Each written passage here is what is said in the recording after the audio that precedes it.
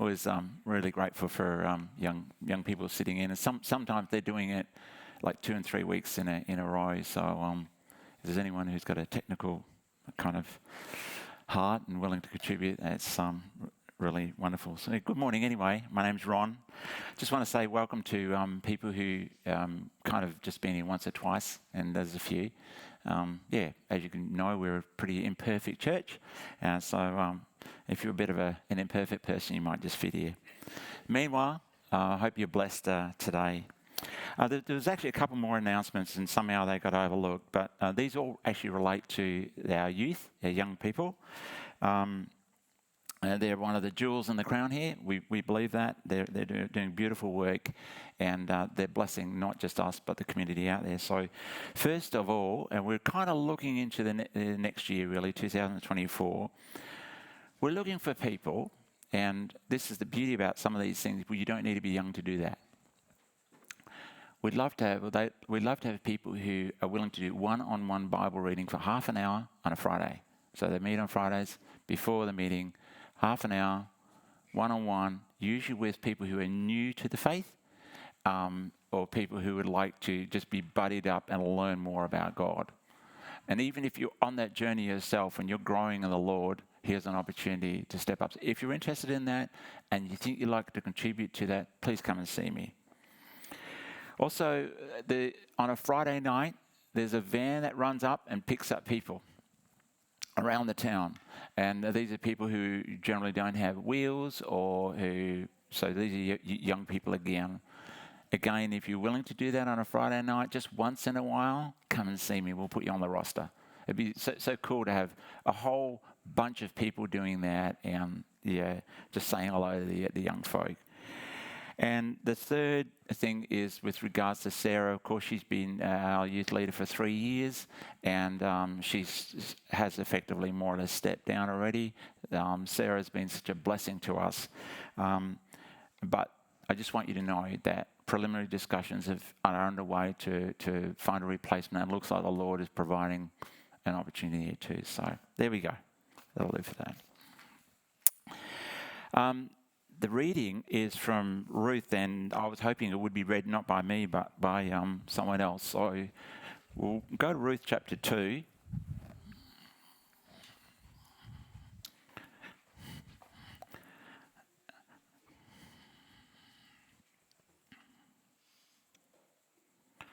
So Ruth 2.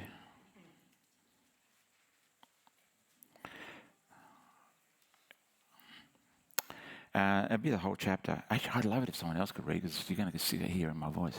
You want to do it? Can you switch me off? Yep, whole chapter. Okay. Now there was a wealthy and influential man in Bethlehem named Boaz, who was a relative of Naomi's husband, Elimelech.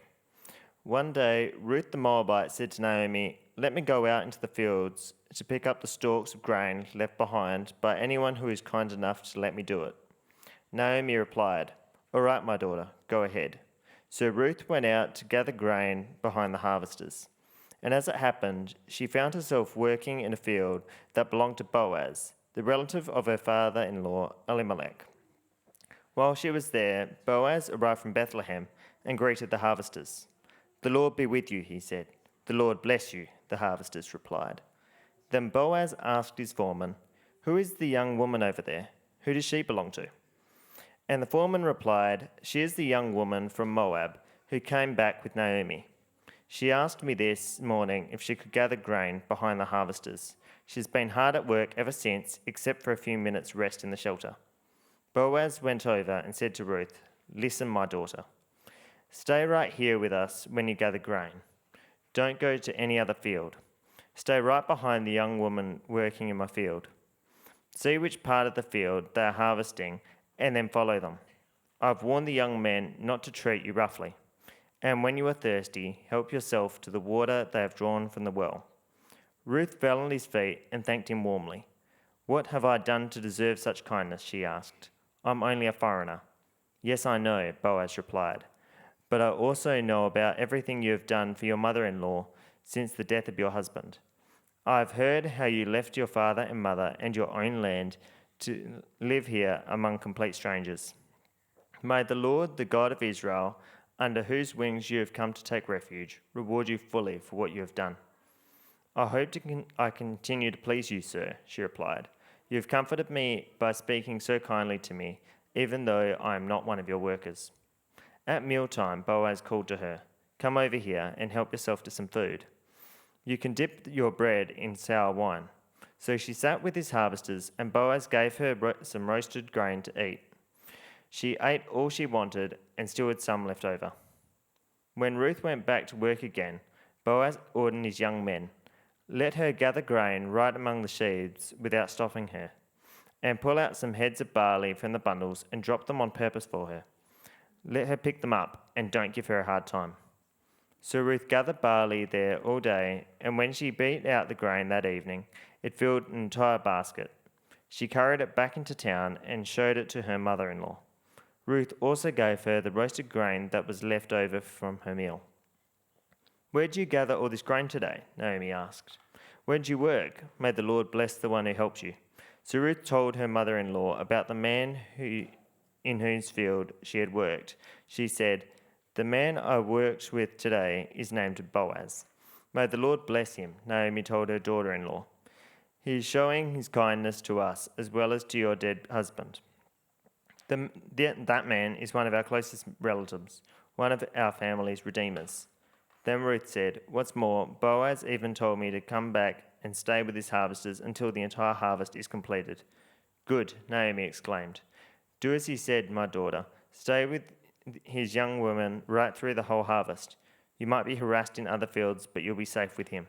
So Ruth worked alongside the women in Boaz's fields and gathered grain with them until the end of the barley harvest. Then she continued working with them through the wheat harvest in early summer. All the while she lived with her mother-in-law.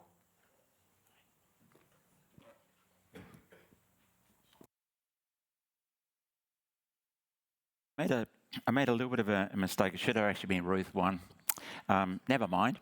Now we... It was good reading on Javen's part too, by the way. It's got this tone and inflection. So the beauty of that is you're getting a glimpse into what follows. So it's not in vain. So let's have a quick look at Ruth 1. We'll just speed read this thing, and I'm not going to go right through the whole Ruth of 1. But Ruth Chapter 1 talks about a lady who marries a man and goes to live in a foreign land, Moab. Why? She was a Jew, an Israelite, and so was her husband. And things are tough in Israel. So they escaped, looking for better pastures, went to Moab, which was a heathen, a kind of a pretty bad place for a Jew, for one who loved God and wanted to follow God. And in that place, they had two sons who then married, they already had two sons, and then they married Moabite women. Things got tough after 10 years. A decade of being in Moab got really hard. There was actually a famine there. And Ruth lost not only her husband, Elimelech, but she also lost both her sons. So she's a widow with just two daughters-in-law. And the story that we'll be focusing on today is Naomi coming back to Israel because she heard that the barley harvest, which we just read about, was really good. So she's looking to feed basically the three of them. One of the daughters, Orpah, decides, after being encouraged by Naomi, to go back to Moab. They went with the three of them back to Israel. And Naomi said, "Don't go back. Don't come back with me. Go back to your own country. You might find another husband. Get yourself another life. My name's not really Naomi, which means pleasant one. My name's like Mara, sorrow. I've lost everything. And even if you were to come with me, would you wait until I had two more sons and marry them? No, you wouldn't. Just go back." And that's when the other daughter, Naomi, also was encouraged to go back. But Naomi said, and this is the pinnacle here. Naomi said, "Return home, my daughters." Why would you come with me?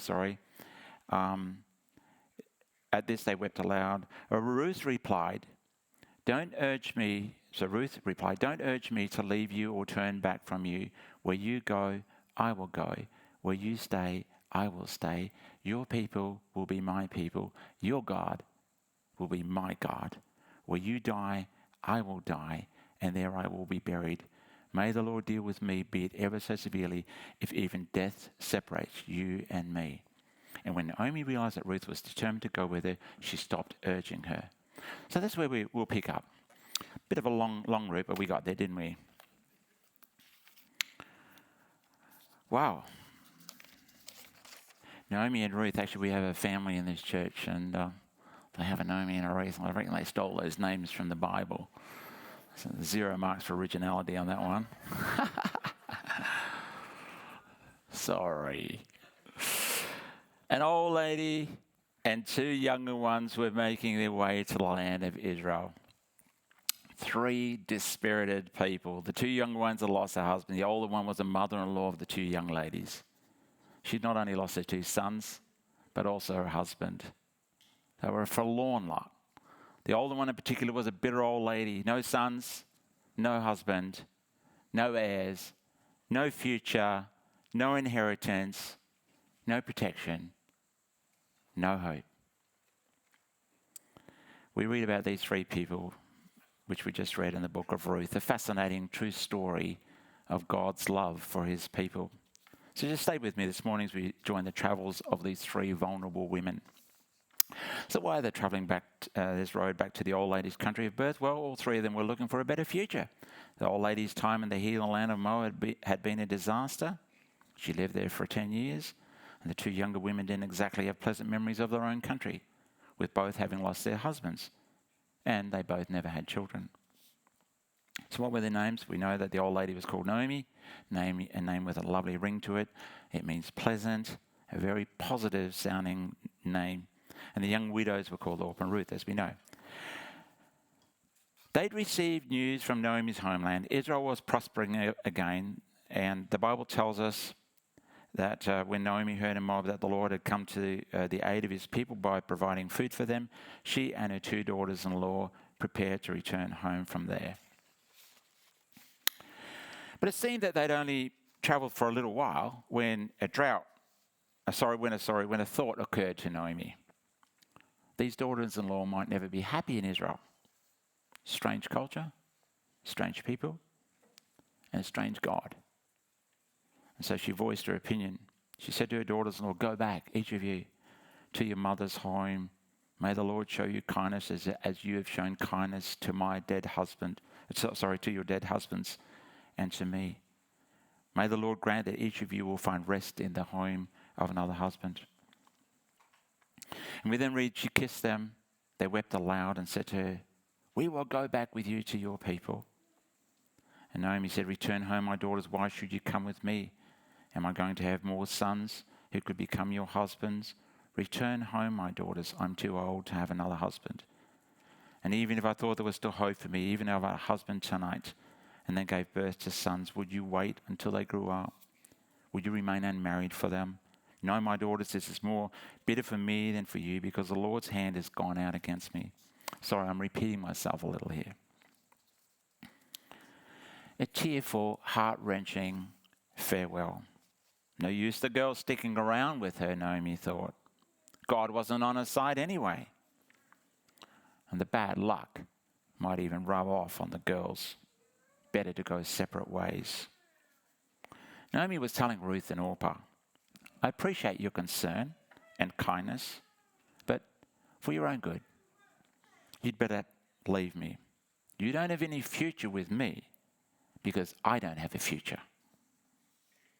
Because I don't have a future." Have you ever felt like that? And why didn't Naomi think there was any future for her? Well, one reason had to do with the custom of that time.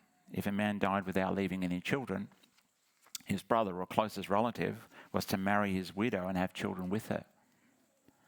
And the first child they had together would be counted as the dead man's own child, and that child would inherit the dead man's land. It was God's way of ensuring the continuity of the family name.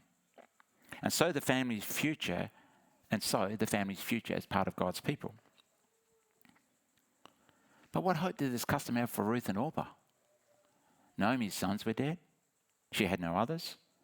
And she couldn't think of any other relatives of her husband back home who would marry Ruth or Orpah.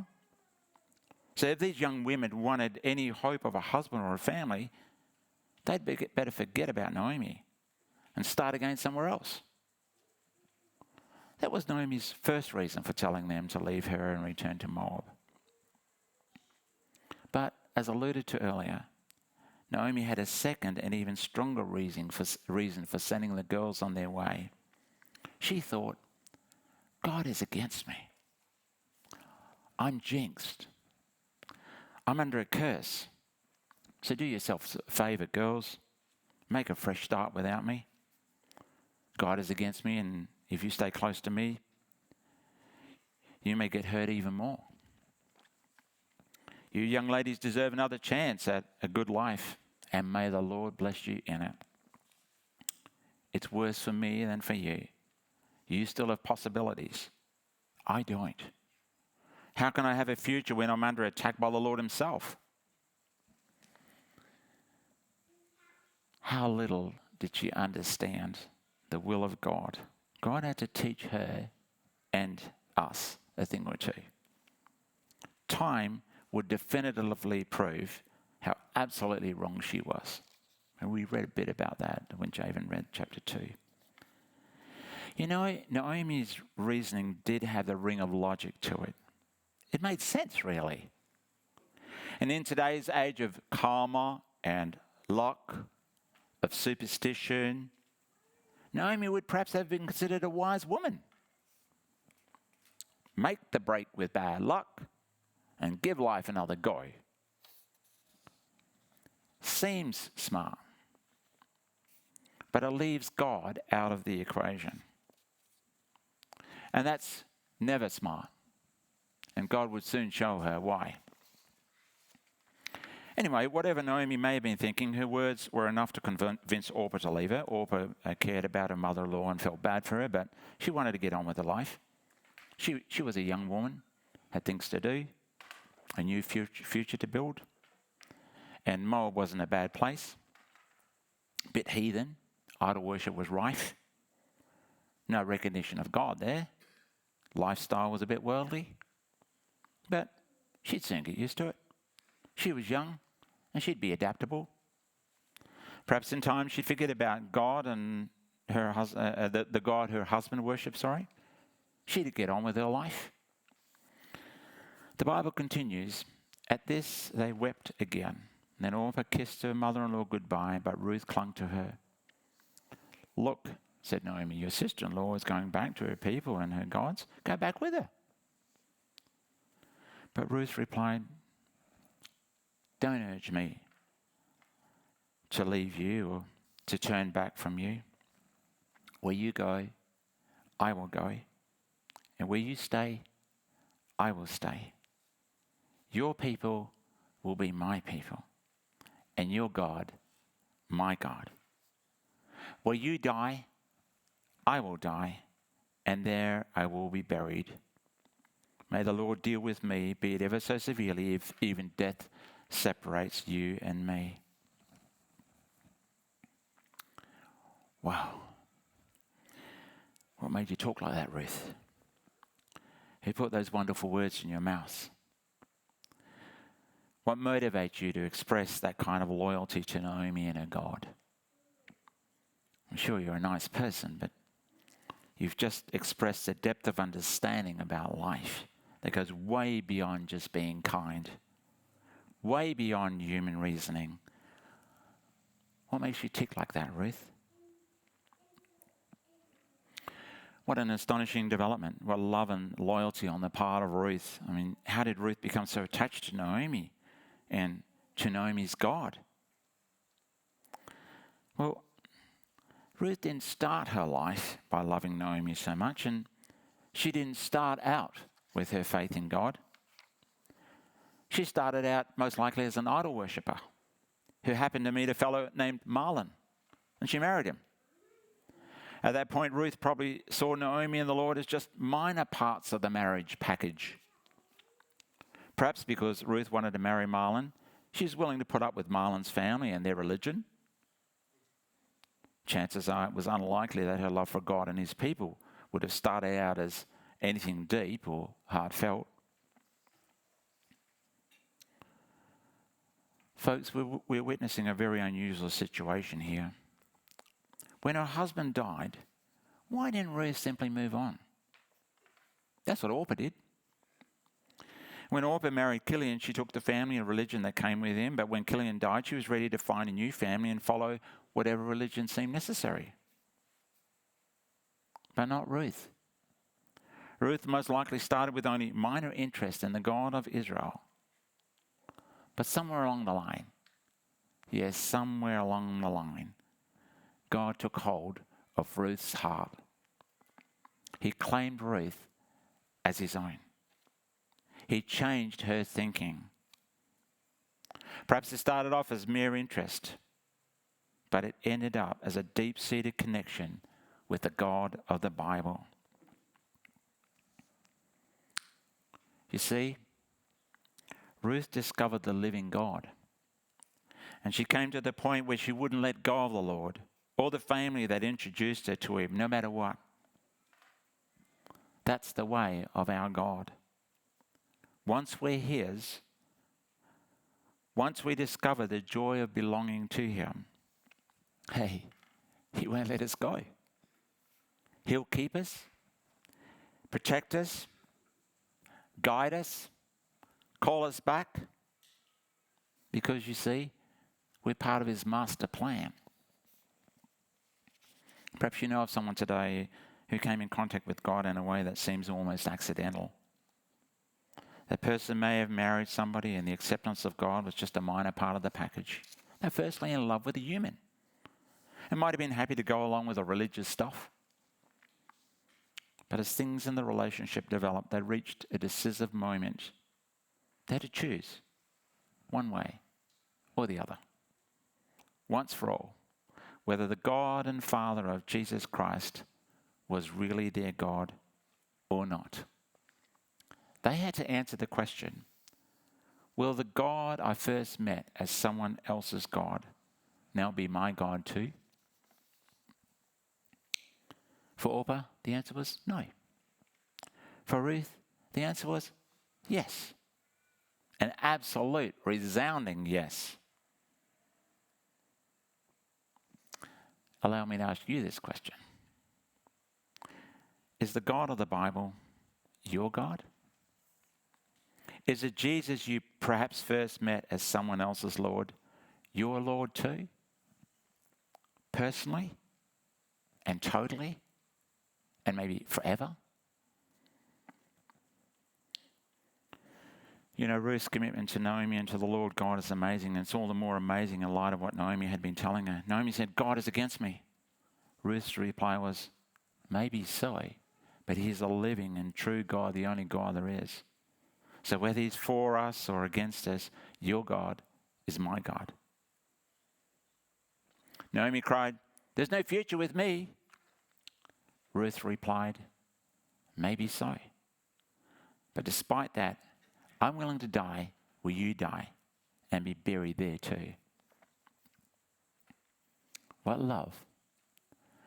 It's selfless love. It's God-inspired love. For as an old catechism says, we naturally have a tendency to hate God and our neighbour. And naturally, a tendency is to look after ourselves first. You know, look after good old number one. Me first. Always me first. Ruth's love is powerful stuff. And the kind of selfless love generated by the Spirit of God. The kind of love that is patterned after the heart of Jesus. He gave himself for our sakes completely. He emptied himself, so that we might have life and life abundantly. Naomi had nothing to offer Ruth, really, except a bitter attitude and an empty future. But Ruth loved her too much to leave her. More importantly, she loved the God of Israel too much to go back to her own gods. God had a very definitive hand on her life. And so the Bible continues the story. So the two women went on until they came to Bethlehem, and when they arrived in Bethlehem, the whole town was stirred because of them, and the women exclaimed, "Can this be Naomi?" "Don't call me Naomi," she told them. "Call me Mara, because the Almighty has made my life very bitter. I went away full, but the Lord has brought me back empty. Why call me Naomi? The Lord has afflicted me. The Almighty has brought misfortune upon me." The Lord has afflicted me. The Almighty has brought misfortune upon me.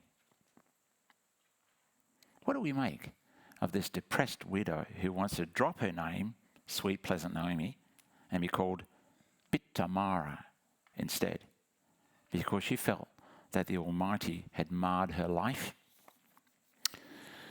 Well, in fairness to Naomi, let's recognise that she was absolutely right about two things. First, she was right that it had indeed been a bitter decade.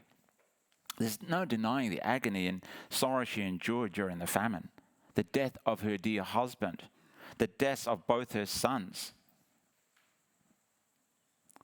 Naomi was also right about something else. She was right to see the hand of God in her experiences. Nowadays, many people pretend that God has nothing to do with the painful parts in life. They only want to expect good from God, not bad. They only want the aspects of God which are pleasant and suit their situation.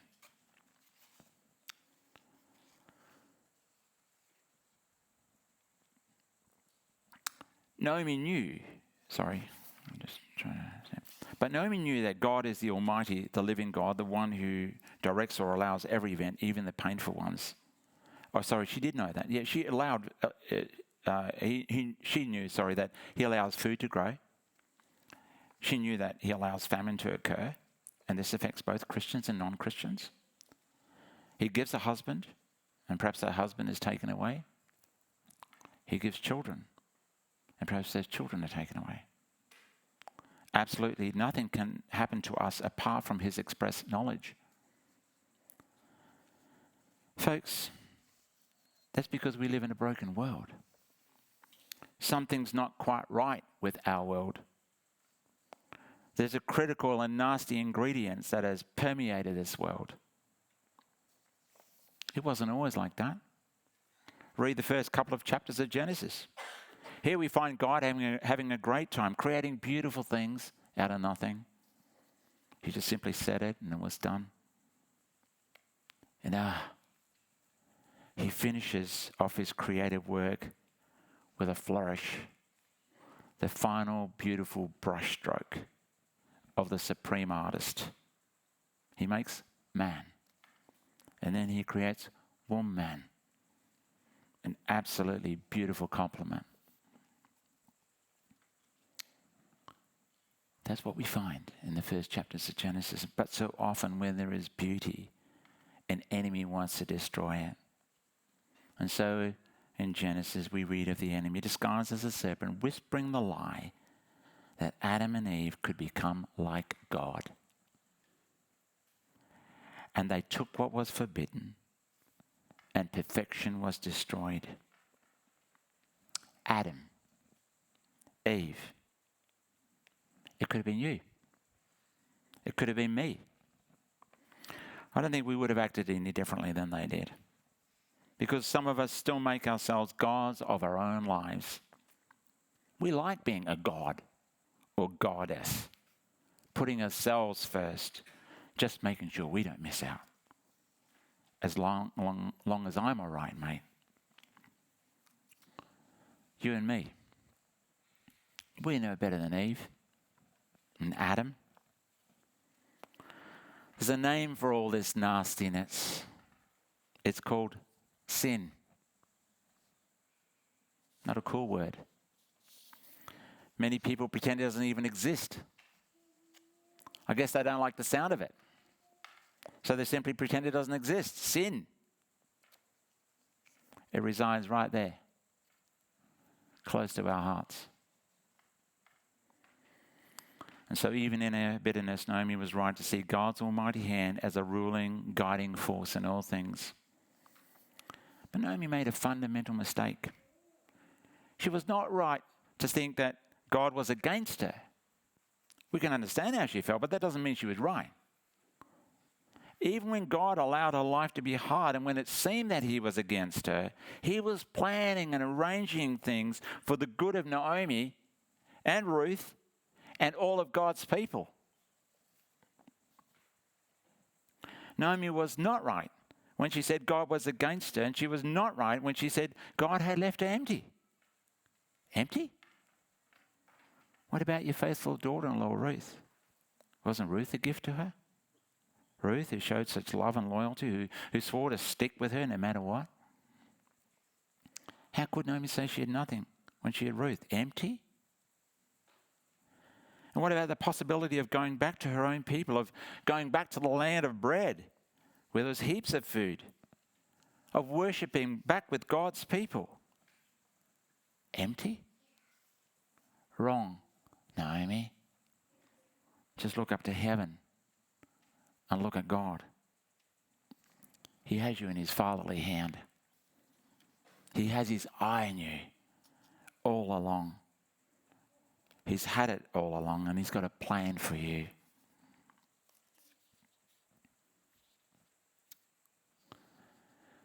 Remember how Naomi had earlier told her daughters-in-law that there were no relatives for them to marry?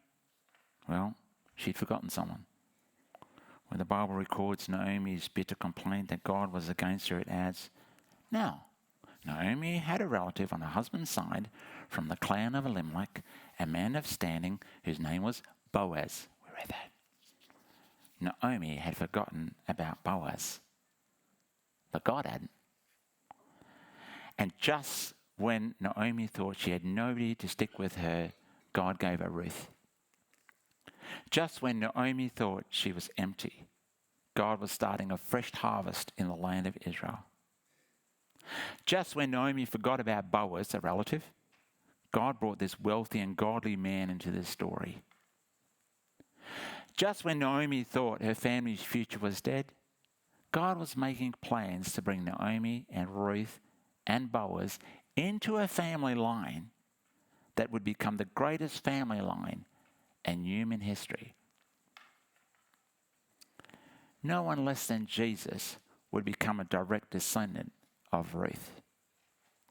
Ruth became the great, I don't know how many greats, so there's a lot of greats, grandmother of Jesus. Yep, that's right. She was related to Jesus. Read Matthew 1 and you'll see it. Good old Ruth's name right there in verse 5. You read that genealogy. It's a bit boring when you go, oh, that's Ruth. Oh, the humour of God. He proved Naomi wrong at every turn. She didn't see God's bigger picture. And she didn't trust that what was happening in her life was a vital part of God's wonderful plan for mankind. Naomi had a few things to learn. And so do we. And God was about to surprise Naomi in a pile of different ways. But that's a story for next time. Shall we pray? Father in heaven, just please help us make Ruth's wonderful confession the words of our heart. We want to belong to your people, and we want you to be our God. Please keep us close to you always, for Jesus' sake. Amen. I like to, there's a song, I had to muck around and search and look for this thing. It's called The Song of Ruth. I'll sing it as a solo. And maybe just meditate on it, as